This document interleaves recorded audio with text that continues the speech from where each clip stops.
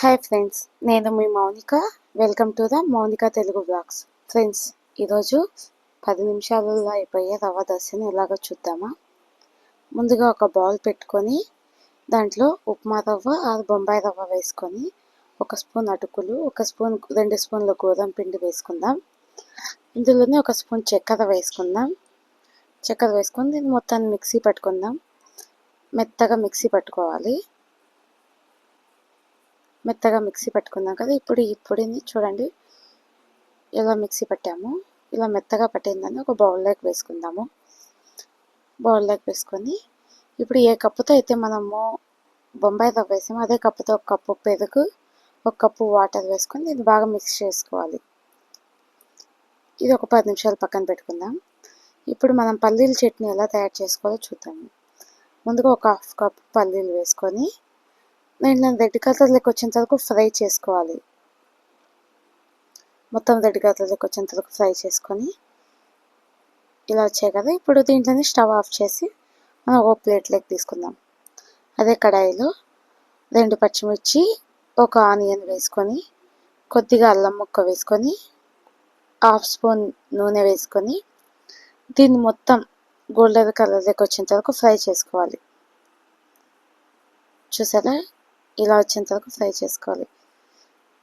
ఇలా ఫ్రై చేసుకున్నాక stove off చేసుకొని ఇప్పుడు ముందుగా పల్లీలు వేయించి పెట్టుకున్నాం కదా, దాంట్లోకి తొక్క తీసేసి పల్లీలు వేసుకొని ఆనియన్, పచ్చిమిర్చి వేయించి పెట్టుకున్నాం కదా, అవి కూడా ఇందులో వేసుకొని 2 స్పూన్ల శనగపప్పులు వేసుకుందాము. అందులోనే తగినంత ఉప్పు వేసుకొని మధ్య మధ్యలో కొద్దిగా వాటర్ యాడ్ చేసుకొని మిక్సీ పట్టుకుందాము. ఇప్పుడు తర్వాత కడాయి పెట్టుకొని 2 స్పూన్స్ ఆయిల్ వేసుకొని తర్వాత గింజలు వేసుకుందాం. ఆవాలు, జీలకర్ర వేసుకుందాం. ఇప్పుడు దీంట్లోనే శనగబెడలు వేసుకుందాం. అవి మొత్తం ఫ్రై అయ్యాక కుప్పెడంత కరివేపాకు వేసుకుందాం. ఇది మొత్తం రెడ్ కలర్లోకి వచ్చిన తర్వాత మనం ముందుగా మిక్సీ పట్టి పెట్టుకుందాం కదా, ఆ చట్నీని మొత్తం ఇందులో వేసేసి ఒక 2 నిమిషాలు కలబెట్టుకొని ఇప్పుడు స్టవ్ ఆఫ్ చేసుకుందాం. మనం ముందుగా మూత పెట్టుకుందాం కదా 10 నిమిషాలు దోశ పిండిని, దాన్ని మొత్తాన్ని ఇలా చూడండి, ఇది గట్టిగా ఉంది కదా. ఇప్పుడు దీంట్లోకి కొద్దిగా ఉప్పు, చిటికెడంత వంట సోడా యాడ్ చేసుకుందాం. కొద్దిగా వాటర్ పోసుకొని మొత్తం ఇది గట్టిగా లేకుండా కొంచెం దోశపిండి వేడిలోకి వచ్చేంత వరకు మిక్స్ చేసుకుందాం. దీన్ని మొత్తాన్ని మిక్స్ చేసుకుందాం కదా. ఇప్పుడు మనం దోశ వేసుకుందాం.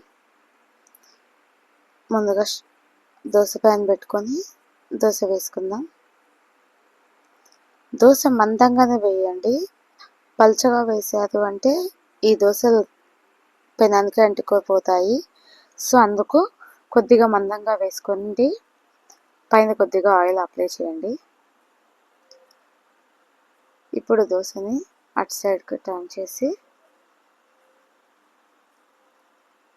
అటు సైడ్ కూడా కొద్దిగా ఆయిల్ అప్లై చేయండి.